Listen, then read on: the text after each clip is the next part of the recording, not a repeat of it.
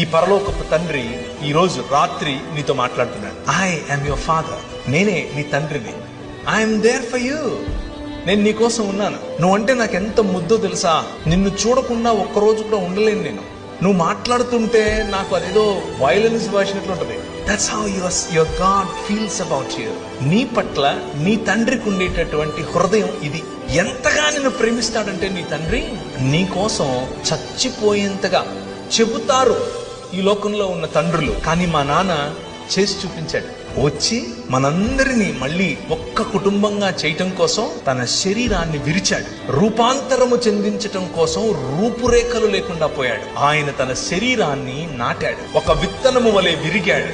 ఒక విత్తనము వలె ఆయన పగిలాడు. దున్నబడినటువంటి ఆయన శరీరం నాటబడిన తర్వాత 2 దినములైన తర్వాత 3వ దినమున యెహోవా సముఖమందు మనము జీవించినట్లు